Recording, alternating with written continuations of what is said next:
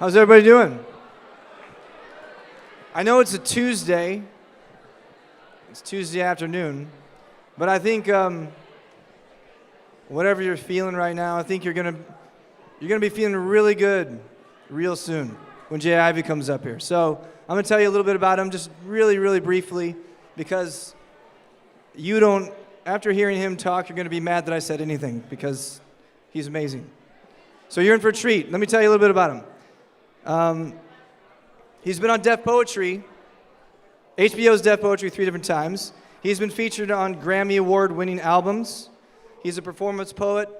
He's an author. He's an actor.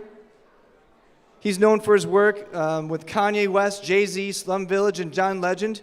And one of the most interesting things, he just told us a story about this right now, he's actually responsible for giving John Legend his name. John Legend used to be John Stevens, and Jay Ivy gave him his nickname, John Legend, and so it was. He became John Legend after that. So, please put your hands together for hip-hop's favorite poet, Chicago native, Jay Ivy.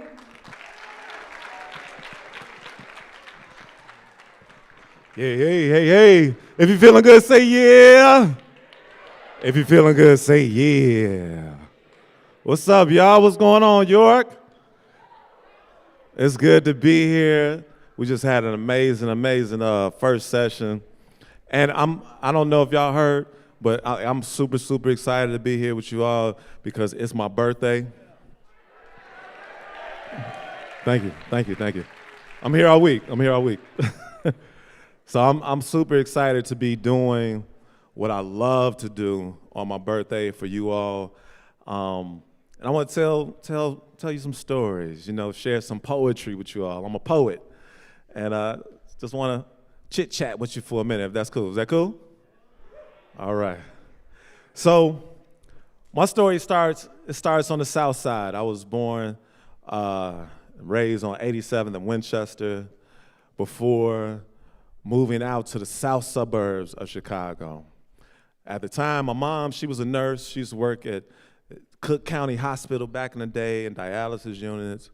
And my father, he was a DJ. I would actually listen to my father on the radio before walking to school in the morning. And being a kid, I thought everybody's father was on the radio, I was a kid, who knew?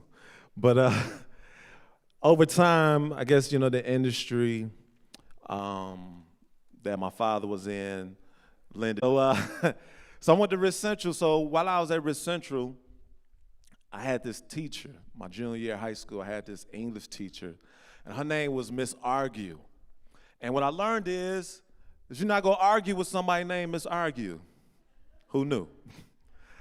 So, thanks. I hear you, thank you. So, your name is Argue? So, Miss Argue, one day, she gives us, the class, a homework assignment to write a poem. And I don't know about y'all. Do we have any writers in the house? Well, oh yeah, there we go. What's up? Shout out to you. We got one, just one, a couple others. Writers, MCs, singers. Any script writers, any authors? Okay, we here. I'm with you. So at this time, I wasn't into poetry. I'm a hip hop baby. I grew up on hip hop. Those were my poets. Those were the storytellers that I turned to. But as far as like traditional poetry, I wasn't into it. Now, I was good at writing notes to girls. Because back in my day, we used to write notes, before we was tweeting and texting and, hitting the DM, we had to write it down. Y'all know what that is? So there's a pen, we got this thing called a pen, and then they shave up wood and they call that paper. All right, anyway. So I was good at writing notes, but I didn't think of that as a gift. I didn't think anything special of it. I knew if I needed to express myself that I could do that, but again, not a gift. So I go home to do my homework and to write this poem that Miss Argue asked us to write, and I'm looking around my room. I don't know what to write about, and I look out the window and I see some clouds. I'm gonna write a poem about these clouds changing form. So I wrote this poem called It Once Was a Cloud. And again, it was about the cloud. You know how you look at the clouds and it looked like a weeping willow tree, and then it looked like the rubber nose of a clown. And, you know, it's just, I don't know what I was on. But anyway, I was really just trying to get done so I go hoop. You know, my boys was down the street playing basketball, and I wanted to get out the house. So I was like, all right, let me write this poem, boom, boom, boom, boom. And then I went outside. Next day I go to class expecting to turn my homework in to Ms. Argue like we always do. And Ms. Argue surprises the class and makes everybody read their poem in front of the class. So me, I was a very, very shy kid. I don't know if we have any shy kids in here, but I lacked confidence. I was super insecure about myself, and I could never imagine in a million years getting up in front of a room full of people and speaking. That just wasn't happening.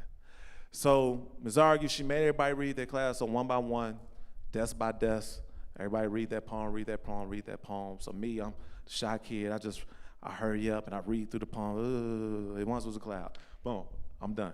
After class, Ms. Argue pulls me to the side and she said, you know what? Let me see that poem.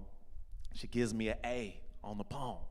And I wasn't getting any A's or B's, some C's. But to have this big red A on this sheet of paper on something that I wrote that came from my mind, this had this red A blaring back at me. She had my attention. I was like, oh, wow. I was thinking, I can't wait to show my mama this, you know? And Ms. Argue proceeded to say, you have a very nice speaking voice. I have a show coming up, and I want you to do this show. So now the shy kid with no confidence and insecure about himself was like, nah, Ms. Argue, I ain't trying to do that. That ain't happening. And it didn't. I didn't do the show.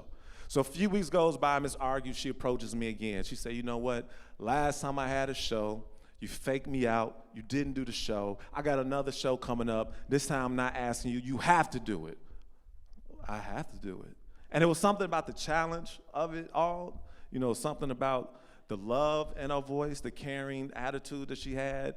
You know, it didn't come from a malicious place. It came from a loving place. And I'm like, well, what do I have to do? So she gives me this piece to learn. And over the next few weeks, I rehearsed. I was running track at the time. Any track stars? I mean, I wasn't a track star, but any track stars? I was on the track, but not a star, you know. But anyway, I rehearsed, and then the show finally came around, and my first time ever on stage, I'm terrified, like hands shaking, knees shaking. You know when you at Great America, and you get on that new roller coaster, and it's the highest in the world and the fastest in the world, and you're like, oh yeah, I'm gonna do this. And then you get on the roller coaster, you strap in, oh yeah, I'm gonna do this, and then tick, tick, tick, tick, tick, tick, tick. And then you get up there, you're like, man, I wanna get off of this. And you can't get off, you're just looking at the sky, you know, and that's where I was. I was getting ready for this big drop, and that was me performing this piece. So I performed this piece, again, terrified, knee shaking, hand shaking, and my first time ever on stage, I received a standing ovation. And instantly, my life changed forever. I realized that I did have a voice. Man, people would listen to this shy kid who lacked confidence and was insecure. Man, the possibility of what could happen if I get past my fears. Whatever you do in life, you gotta have no fear. Say it with me, no fear? No fear. I don't believe you, no fear. Whatever it is you want to do, wherever it is you want to go, whatever dreams and goals you have, you got to have no fear. This moment, it taught me that. So after that, I was like, Ms. Argue, when's the next show? When's the next show? When's the next show? So this is my junior year. So I did all of, you know, the remainder shows of my junior year and my senior year. Every show we had, every assembly, every talent show, I was a part of it in one way or another. So it became like it became this real need. You know, I had this outlet. You know, again, my pops, he was gone now. You know, and now I had this beautiful outlet of poetry and performing poetry. And over time, it became a need. It was like I needed to do it.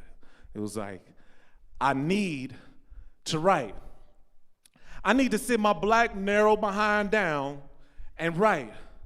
Yeah, the hustle got me hustling, but I'm muscling myself out of time for me. Well, what about me, I ask? What about the stories that I need to tell? I need to write, because can't nobody do it for me. Can't nobody document my inspirations the way I can. Can't nobody compliment my aspirations the way I can. Only I can, only I can, only I can. So I need to write. I need to gather some words and write. I need to gather some thoughts and write. I need to write because I'm tired of hearing the same old pieces. I know y'all tired of hearing the same old pieces because the same old pieces got the same old problems, but I got new problems, more problems. Problems have changed. Problems are rearranged. This homeless cat asked me for some money but got mad at me because I ain't got no spare change. I need to write. Me and my girl been arguing. I need to write. My boy told me to take it to the next level, so I need to write. My pops died and it's hard dealing with it. I need to write. I know y'all can't wait for the book. I need to write. They done stole my hoopty. I need to write. The cops had to fit the description. I need to write. My little brother got mugged by some grown thug. I need to write. My ex tried to get my boy. I need to write. The weather been acting awfully funny. I need to write. You saying I'm bogus because I didn't come to your event because I was tired? I need to write. I distinctly remember asking for 6 wings on mild sauce. Why is it only half 4? I need to write. I think about writing in third person when the first is hurting. Life is a job and the verse is working. My soul's rehearsing for when the good Lord pulls the curtain. Words are words, or maybe it's your actions that's doing the cursing. I said.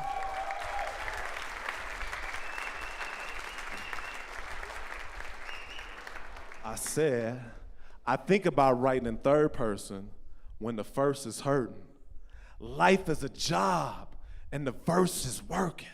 My soul's rehearsing for when the good Lord pulls the curtain. Words are words, or maybe it's your actions is doing the cursing. I need to write. Just yesterday, and I mean just yesterday, it was illegal for me to write. Where my pen at? I need to write. Thank you, thank you, thank you. So that's what I did, and that's what I would do. I would write, and I would write, and I would write, and it was almost as if each piece I wrote was a little piece of mirror, and the mirror would just start stacking up, stacking up, stacking up, stacking up.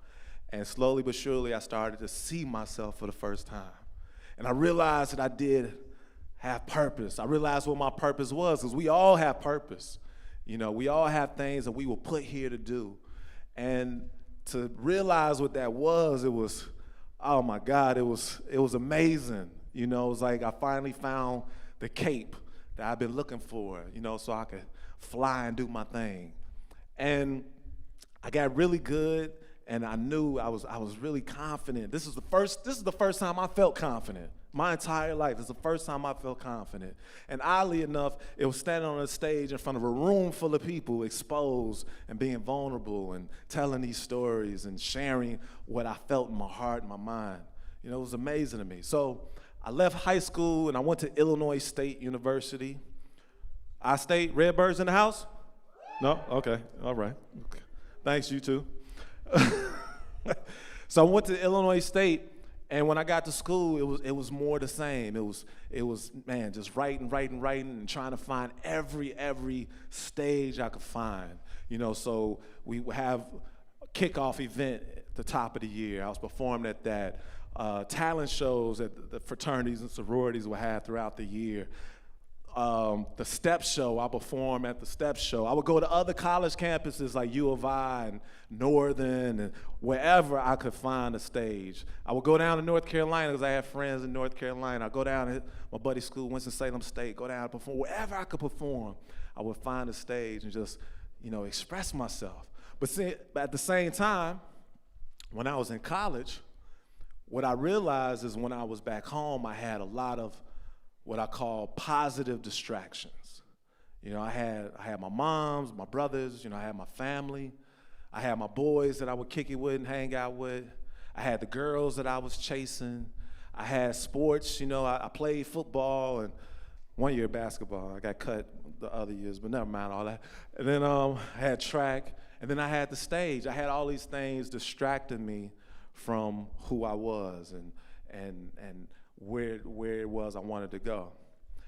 And when I got to school, although I was surrounded by people, It felt like I was on an island. I felt so alone.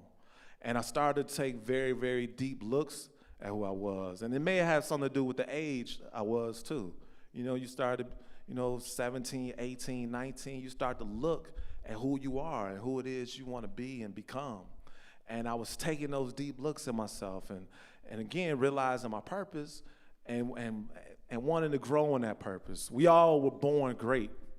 And it's a matter of growing your greatness. It's a matter of getting the tools that you need to allow your greatness to grow and become who you were put here to be. Nobody is an accident.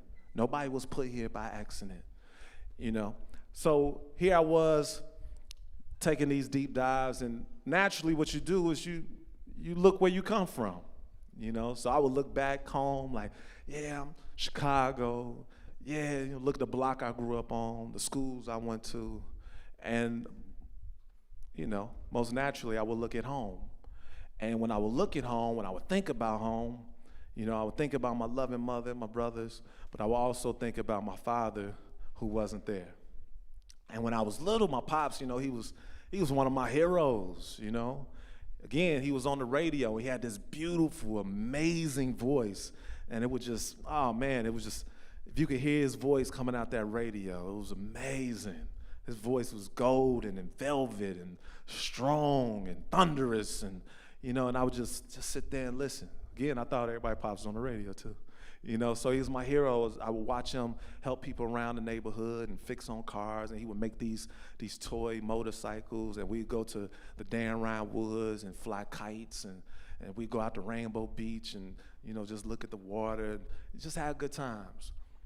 So for him to not be there, it was devastating. And now that I was older and reflecting on my own feelings, it just made me really, really look at myself. And what I learned is if you don't deal with your emotions, one day your emotions go deal with you. All right? We're going to get back to that though. So I kept writing because that was my therapy. We didn't go to therapists in the hood. So the pen became the person that I would cry out to when I needed to. And I would write these pieces and just try and find my calm, especially being a black man in America, dealing with a lot of different struggles and discrimination and oppression and all of that. And I remember I would write poems to myself like, they judge you before your eyes even open. Off jump, they coming for your throat before words are even spoken. When you touch down, you gotta let them know that you get things in motion, but be clear. They feel your dedication, they feel your devotion. They love and hate your skin tone, treat you like an immigrant when you've been home, bronze like the pennies the brother Abe owned, envy is the drug that they own, every breath I take is a hit. Because we're striking like the ancient Egyptians they clone. Our people are beautiful down to the bone, down to the soul. Control is the goal. We in the city of God because the slums is all they want us to know. And they think we did not know. Thought you was just street smart. Can't understand how you come up with the street art. Didn't understand they was dealing with men, women, mothers, fathers too. Yeah, some of ours slipped through the cracks, but the ones that we put nothing above, the way they look up to us, man, that's beautiful. Fly like the saucer's being flown. Yo, they tapping your line, so use your thoughts to iPhone home. Send moms a highlight tape, but it's Twilight Zone. We're extraordinary, extraterrestrial. ETs got them uneased, now they building space stations, trying to police the ozone. Oh, no. They're trying to protect their borders from illegal aliens visiting from other worlds. We were sent here by way of God's referral. Peel back our skin and see our light. Peel back the layers and see our fight. Get high off life. Rest your head on the cloud, dodge them chemtrails. If the walls could talk, they tell you they wouldn't want to walk in our shoes and listen to the tales our Tims tell. Came from the heavens, now we dwell in hell. Enslaved by a country that still hates me, wants me in jail. Discriminates against us, want to hold us down. Man, we too profound. That's why they want us to behave. Show us how they feel with 12 years a slave. Media hop on the field and they run their plays all day. They say and replay that you a thug, you a.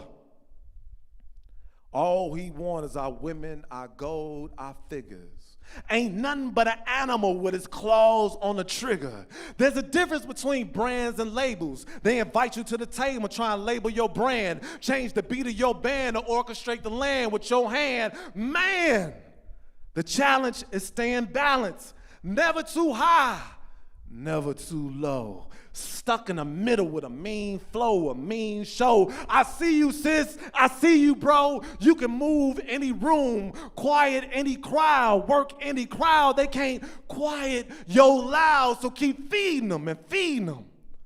It ain't black versus white. It ain't rich versus poor. It's wrong versus right.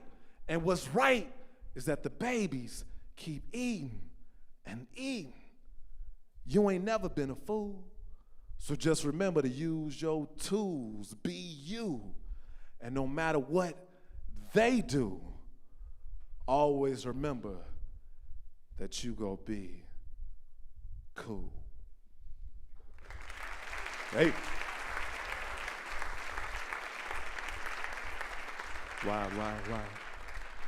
Why don't you have a talk with me? So I can show you the sights that I see. Why don't you lend a thought to me? So I can take you to places I be. Why don't you take a walk with me through this abstract mind, state of mind? Just felt like singing that, sorry. How y'all feeling, man? Y'all feeling good? So again, I was taking these looks at self. And what I learned is you're not going to be able to love others unless you love yourself, unless you're able to wake up in the morning, look in the mirror, be proud of the person you see, and tell that person, I love you, I'm proud of you, go get it. Whatever it is you want to do in your life, you have to be able to go get it. What I also learned is there's a lot of power in words. Words carry energy. So the energy that you decide to put on the others, be mindful because that energy will come back to you. Maybe not from that person, but it's gonna come back to you. You go feel that boomerang. So it's important that you be mindful of the words that you speak on the others, the energy that you give to others. Because you never know where people are at. There's a lot of people that's hurt. A lot of people that's going through it. So just always lead with love, man. Always lead with love. Even when it's hard, because you might not be in the best space. Just try and find that love for yourself so you can have that love for others. So I was going through it down in college, and over time, I would sit down and to write a paper, and that paper turned into a poem. Sit down, write another paper, and that paper turned into a poem. And then I became, the more I looked at my home and my situation, the more hurt I would feel, and I would feel this heaviness and this sadness and this anger and this depression. Then I stopped going to class. I stopped going to work. I was working at TJ Maxx. But, man, listen, when you go to TJ Maxx, man, don't just be putting the clothes back any old kind of way. You know what I mean? Because, man, folk are really going through. You got to come back and fold them clothes up and all this. Man, but never mind. Sorry. Flashback. Flashback. Shout out to TJ Maxx. So that might be my first TJ Maxx shout out ever. Well, I did the last session too, but never mind. But anyway, she liked that one. So I stopped going to class, stopped going to work, and then I found myself back at home, back in my mama's house. Now I'm staying in her basement. I wasn't in school. I wasn't working. I felt like I disappointed my mama. She refused to get loans, so she was coming out her pocket, out her hard-earned money to send me away to go to college. And now here I am feeling like I wasted her money and her energy and her time, and I didn't want to be a failure in her eyes. And I was like, the only thing that I know I'm good at is poetry and performing that poetry. That's the only thing I know that I'm good. I'm great at. I'm confident in this. So I'm gonna get out here and I'm gonna beat the streets and I'm gonna find every stage I can and I'm gonna share my gift with whoever is willing to listen. And I was only 19 at the time, so I would go out and I would perform at, anywhere I could find. I would go out and just rock stages and rock stages. And over time, again, I realized that, the power of words, because I was seeing the effect that these words were having on people. And then I also realized, man, it's almost like there's this spiritual warfare going on. It's a lot of good and evil battling, and then I found myself writing pieces like there's a war outside and nobody's safe. It used to be overseas, now it's in your face on your doorstep is where war's kept. The playground is the battleground. It's a real battle now. The cattle now is genetically modified. Whoever told you that the beef we eat don't matter lied. You see, that's part of the strategy. The war ain't physical. It's about spirituality, which translates any ideology and foreign policy. They hand out orders while they battle over borders. Back home, they don't support us. They encourage mothers to abort us. Try to convince them that they can't afford us. They call in the National Guard, now they marching toward us. The intel says we inhale under spells, battling angels that fail. Planes flying in the building, strollers blowing up. The headlines, the deadlines filled with killings, them boys in blue rolling up. A 2-year-old baby girl got gonorrhea. Now how was that growing up? More than ever, the devil's been showing up. Don't confuse it. You don't believe me? Turn on the radio. You can hear it in the music. Now, I love my land, but they ain't always loyal. If they are, why they got a patent on the seeds and the soil? Soon it's gonna be rain and oil. Results of America growing up spoiled. The wheels falling off, the springs are uncoiled. Who needs chains when we gladly entered the net? Jail cell signals killing the bees. I guess we next. The monster is the machine. They send you to jail for killing dogs while they shoot little black boys. Things ain't what they seem. I sleep with a pen in my hand so I can write my dreams. This is my inception. The words are my reflection. I don't need runways to model me. They say he off beat. I'm a poet. The beat follows me. So I'm in this battle trying to find the good in me, trying not to be conquered by lower self. While higher self is trying to be the best and spread love and share this gift with others. And over time, it was a real battle, and I would really just find joy connecting with people and performing for folks. I would find a lot of joy in that, sharing my gifts. Whatever your gift is, nurture that gift. Put time into it, There's nothing that you cannot do. And it's important that you know that. And I would learn that because at the time I'm doing poetry. It's not very a super common thing to be doing, especially back in my day. Back in my day, it wasn't many of us that were doing poetry and doing it. Now I'm doing it as a profession. I had a 9-to-5 for a little bit, but after a while it became my profession. So I found myself going around doing shows. And as time went on, my name started to get out. I started to move around the country. Now I'm doing shows, all over the place. And then this show came along called HBO Deaf Poetry. Y'all heard of Deaf Poetry? Yeah, you old too, huh? So y'all ever heard of Def Comedy Jam? Okay. So after Def Comedy Jam, they decided to do Def Poetry Jam, and then they shortened it to Def Poetry. And there was tens and thousands of people around the country and around the world trying to get on this show. And in the first season, they selected 52 people. And man, it was an amazing story. Don't have time to share it. It's an amazing story. I ended up being one of those 52 people on the show. So I go and do this show. And after doing the show, I decided, and I went on, when I did it, I did this poem called I Need to Write. It was this poem that I wrote one day out on the lake, out at the point, just mad and frustrated one day. I wrote this poem, and then here it is a few years later now, millions of people are seeing me perform this poem. And it just really blew my mind, like the places, time will take you.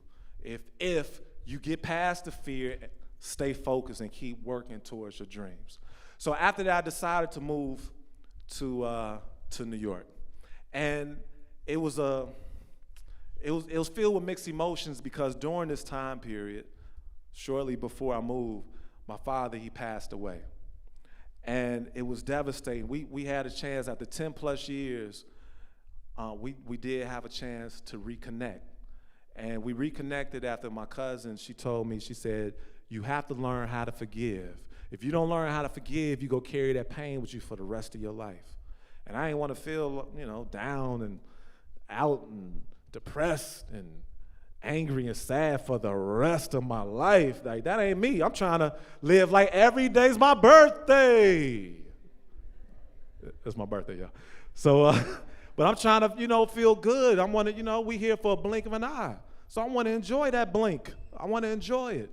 And she talked to me about forgiveness. And I was like, man, how do I forgive somebody who ain't even around, I haven't seen. But I decided one day after I had this very, very emotional moment, I was at church and I just cried out to God, and I was like, God, I forgive my father. I just want to see him. I want to tell him I miss him. I want to tell him I love him. This was a Thursday. 2 weeks later, on a Thursday, after 10 plus years, out the blue, my father called me. And we had a chance to reconnect. And that Sunday, I went over to his house to go see him. And like when I was a kid, we watched the Bears game. And I was telling him about, what I was doing with my poetry. And it was just this amazing, beautiful moment. So a year and a half later, I was so grateful for that moment because a year and a half later, he passed away. And I was really going through it. I'd gone to New York, got really good wearing a mask because I'm out there and I'm doing stuff at MTV. And I'm hanging out with cats like Kanye West. I don't know if y'all heard of him. He's dope. He rap, he produced. Man, he make clothes. He got these dope shoes. Y'all should, Google him. He married this girl named Kim. They got some beautiful kids. Check him out. He's super, super dope. So I'm out there hanging out with him and other folks, and it was just an amazing time. So I couldn't go around them with this cloud over my head. So I got good at wearing a mask. And when I would get back home, I was staying in Brooklyn, in Bed-Stuy. When I would get back to Brooklyn and get back to my own island, the heaviness would come back. So one day my mom, she called me up, and she said, boy, what's wrong with you? Something's going on. You ain't been talking to me. You ain't been talking to Tari. Tari, that was my girlfriend at the time. Well, we had broken up, but we was talking every day still. We got married. It's cool. It worked out, but hey Tari, hey baby. so we my mom's like, you ain't been talking to me. You ain't been talking to Tari. What's going on? And for the first time, I decided to open up and tell my mother how I felt. And my mother, she listened to me. She said, look, she said, your father was a good man. Let him rest in peace. And I realized, how when mamas talk, you listen. But it was something about, I was like, well, my rationale was like, well, if anyone had the right to speak ill of him, it would be her, because she's been through the most with him.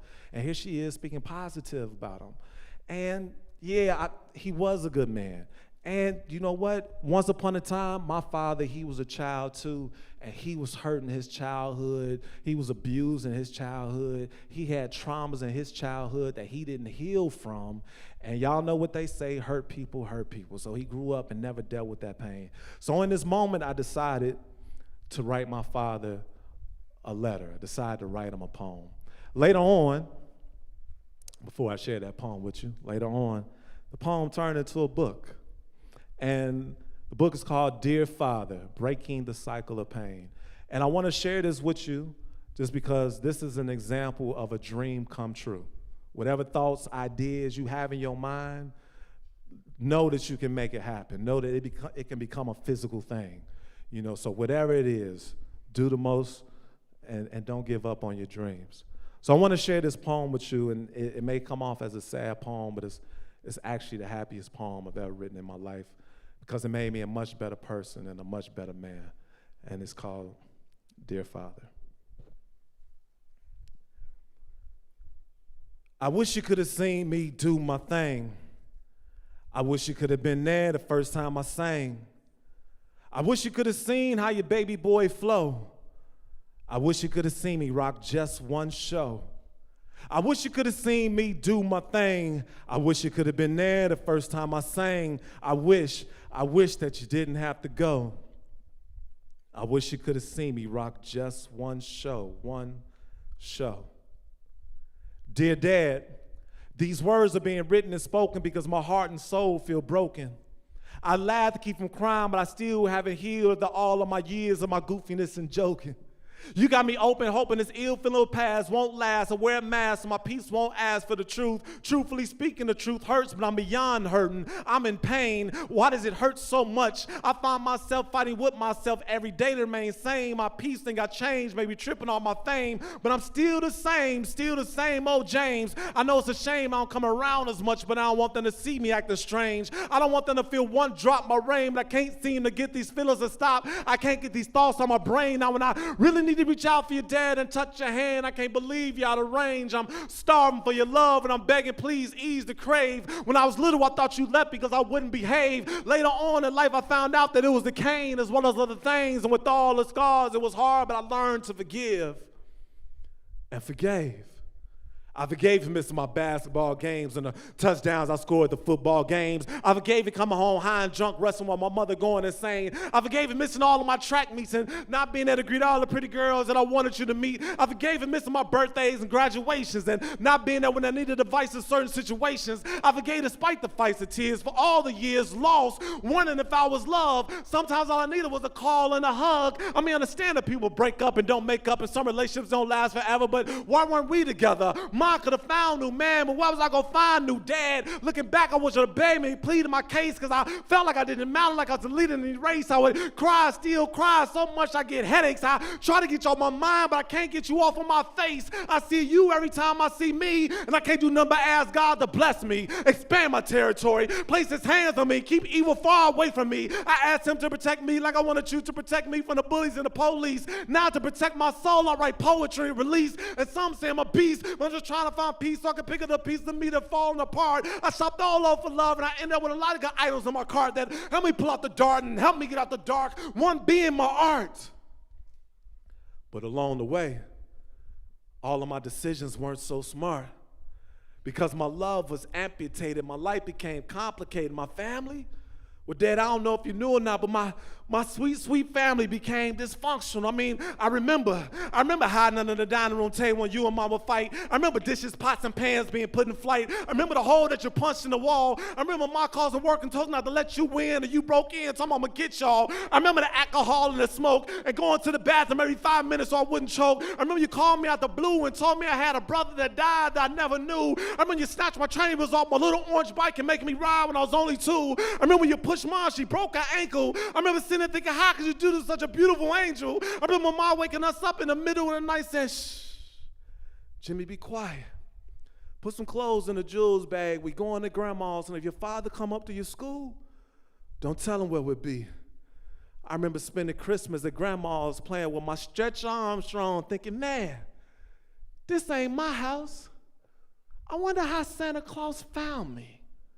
I remember your stinky feet. I remember all that pepper that you were putting those ghetto meals that you would fix for us to eat. I remember listening to you on the radio, WVON, before I would go to school. I remember all those cars and planes that you were making all the kids on the block thought that my dad was so cool. I remember you ran down the car and I was thinking, man, Dad's fast. I remember how you would curl your mustache. I remember the past. I remember the good and the bad. I remember thinking, is this love false? I remember us moving to the birds and my boys to play some love that was lost, and they made me laugh and giggle. And my boy even taught me how to dribble so I could make the team, and I did. I thought that I would die without you, but Ron, Drake, Ike, Egg, and Todd made sure that I lived and was never sad. They even gave me their dads. Mr. Kemp, Mr. Whitaker, Mr. Cross, and Mr. Price became my dads, my cool daddies. But the little boy in me still wants his daddy badly. I feel like a scared little boy afraid to become a man, but I think I'm ready. I think it's time. I think it's time to shine to get mine. I think it's time to shine to get mine so I can ease my mind, let my soul climb. I think it's time to stand as a man of my own too,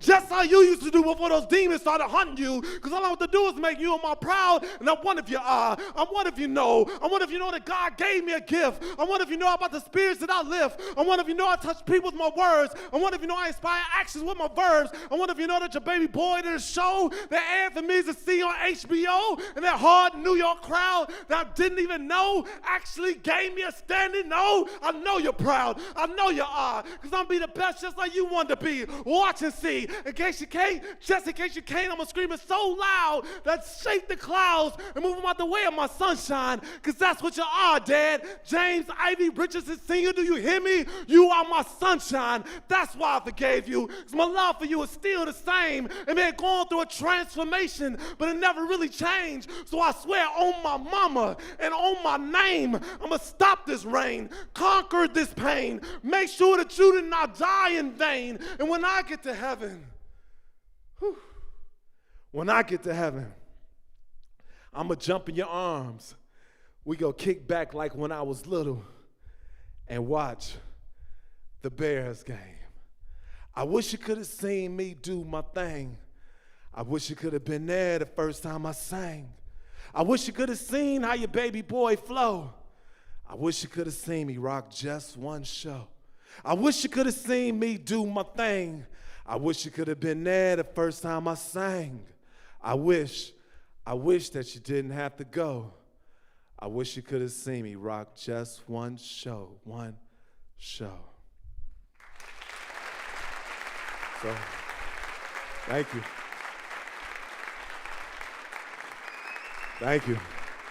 So, I know time is winding down, and whoever it is you need to forgive, close, far away, even yourself, make sure you forgive whoever that is, because it's much harder to get to where you're going when you got a lot of heaviness and a lot of baggage that you're carrying along with you. Let it go. Be free, be happy, find your joy, fight for your joy so you can get there to where you're trying to go. So I want to give y'all one example of the power of forgiveness before we get out of here. And that came months after I wrote this poem. A few months later, again, I'm hanging out with this cat named Kanye West. And I get a call from my buddy named Cootie. Cootie, he used to be a comedian, but now he's a filmmaker. And at the time, he was documenting Kanye. And he calls me up, and he was like, man, Kanye got this song with him and Jay-Z on it. He want to, so Jay-Z, man, he's like super dope. He rap, he like a billionaire. He married this girl named Beyonce. She got like a beehive or something. Like, man, like, amazing. It ain't Honey, I don't know what it is, like she do music, you know what I mean? Like, check him out, amazing. So he gives me a call and says, man, Kanye got a song with him and Jay-Z on it. He want to put a poet on it, and I told him he need to put Jay Ivy on it. I'm in Brooklyn, broke. Like, come on, man, stop playing. That ain't funny. You know, he like, nah, dog, you need to get to L.A. right now. Like you need to get out here tomorrow if you can. I was like, okay, you for real? So he plays a song for me on the phone. I really couldn't hear the words, so he telling me what Kanye's saying in his verse, telling me what Jay-Z saying in his verse, Kanye saying in his verse. He like, get out here. So I hang up the phone. I said, I'm going to find a way. I hang up the phone, and I said, my first thought was, you need to write something right now. Y'all heard the be ready so you don't have to get ready? This was that moment, right? So I turned to a blank page, confident that I could do this. And I wrote the title down, Never Let Me Down. You ever heard that song before? Never Let Me Down. Nobody? Feel young, okay. So I wrote the date down, and I wrote the first line that came to my mind. We all here for a reason on a particular path. You don't need a curriculum to know that you're a part of the math. Then my mind went completely blank. So I'm like, no, this ain't the time for writer's block. So I started banging on the page. I was like, God, I need a piece right now. Please give me one right now. I put my hand back to the page, and my hand just started moving, writing. Wrote a full page, turned the page over, wrote a few more lines. I stopped, I read over the piece. I was like, man, this kind of hot. I read over like 4 or 5 times. I called Cootie back in 10 minutes, like, listen to this. So I spit the poem for Cootie over the phone. He like, oh, man, that's crazy. Is it time to go? 1 second. He like, that's crazy. He like, man, put you on speakerphone, spit it again. I spit the poem again. Room goes crazy. Then I hear Kanye like, man, spit it again. I spit it again. I did the joint for like a half hour. The piece is a minute long. So I did it over and over again. And then Cootie finally got back on the phone and said, Jay, guess what? I said, what? He said, Kanye flying you out here tomorrow. I said, I found my way. So I want to do this poem for y'all to close out. It's called Never Let Me Down. I do need a little help. Tari, Teray, can you please come up here, please? I need, whenever you hear me say, get up, I get. Y'all know the joint. Yeah. Let's try one out while Tari come up here. Get up, I get. All right. Get up, I get. Okay, so we go get this. Where you at, Tari? This is Tari Teray. Y'all get up for Tari Teray. Hey. So she's singing on the song with John Legend. She gonna sing the hook and we go get busy. When it comes to being true, One thing I found. Get up, I get. Get up, I get. Get up, I get. when it comes to being true, at least true to me. One thing I found, although you never let me down. Get up, I get. Get up, I get. Get up, I get. We all here for a reason on a particular path.